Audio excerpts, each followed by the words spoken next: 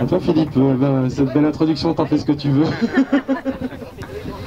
Salut tout le monde, quelques mots.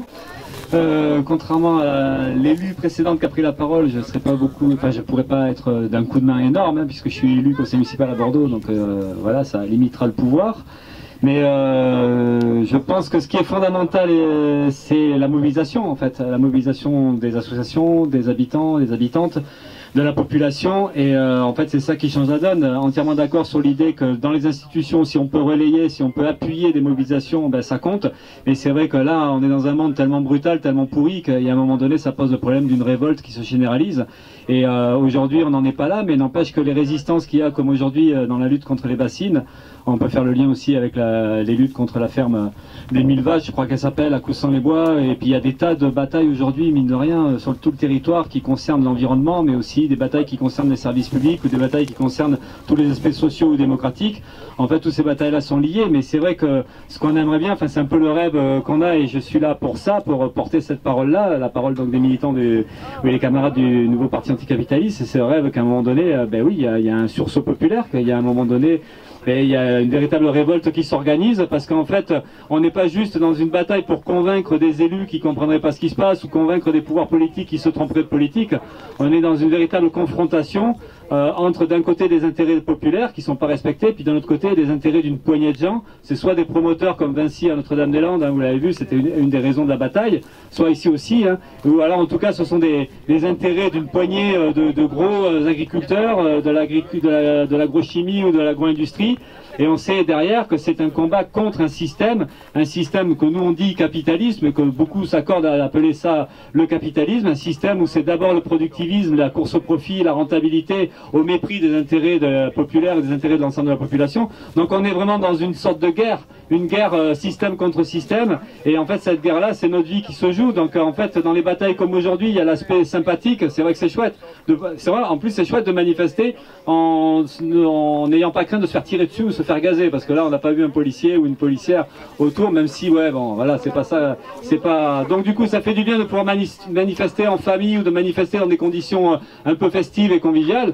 Mais en même temps, ces manifestations-là, ça relève d'un combat, ça a été dit par Julien tout à l'heure, hein, d'un combat qui est déterminé de toute façon, mais ça relève justement d'un problème politique de fond, c'est comment on arrive à changer la donne. Et changer la donne, ça veut dire que chacune des mobilisations puisse se coordonner les unes avec les autres. Et le problème qui est posé aussi, c'est comment, en fait, on retrouve de la confiance en nous-mêmes. Quand je dis nous, c'est la population, les militants, les militantes, les associations ou syndicats. Comment on retrouve de la confiance, de la force, et qu'on se dise, oui, qu'à un moment donné, c'est possible de changer les choses. Et c'est obligatoirement par des rendez-vous comme celui-ci, un rendez-vous qui suppose qu'il y en ait d'autres derrière. Mais on en est là, donc c'est une guerre qu'il faut qu'on organise. Et c'est vrai qu'on a souvent tendance à plutôt des fois démoraliser, où on se lève le matin, on se dit mais on n'y arrivera jamais, le monde est trop pourri, hein, il y a trop de salauds. D'ailleurs à la télé il suffit de l'allumer, on voit des tas d'arrogants, des tas de méprisants, des tas de gens qui comprennent rien à notre vie, mais qui vont se permettre de décider des choses, et puis qui sous une forme de mépris considérable, et donc une forme de violence considérable. Donc c'est vrai qu'il y a de quoi démoraliser, mais voilà, c'est tout le problème de la résistance aujourd'hui, et comme celle d'aujourd'hui. C'est ça, c'est de s'appuyer dessus et puis d'organiser la lutte, mais en ayant on a comme perspective un véritable combat politique contre le système capitaliste, et derrière le système capitaliste, c'est pas que des visages inconnus, contrairement à ce que disaient certains, hein, c'est aussi des familles riches, des possédants, des gens qui dirigent l'économie, des gens qui décident de tout, en lien avec souvent les collectivités territoriales, parce qu'on s'aperçoit que les politiciens sont souvent au service de cette catégorie-là de parasites et de propriétaires ou d'ultra riches. Donc voilà, on est véritablement dans un combat, donc c'est pas pour vous démoraliser que je dis ça, parce que beaucoup le savent déjà. Bon, déjà on a une illustration de ce que ça peut vouloir dire le combat, mais voilà, donc c'est un peu tout ça, et donc on est là en soutien à ces luttes-là, parce qu'on espère justement que il y a un moment donné, il y aura comme un sursaut, comme un déclencheur, comme quelque chose, une bascule, qui permettra à un moment donné de changer la donne, quoi. Enfin on l'espère en tout cas.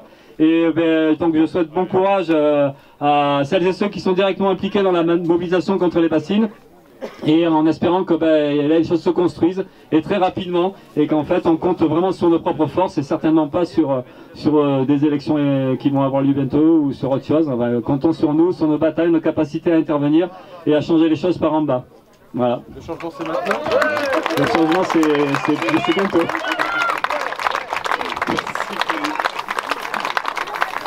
Je vous remercie Philippe.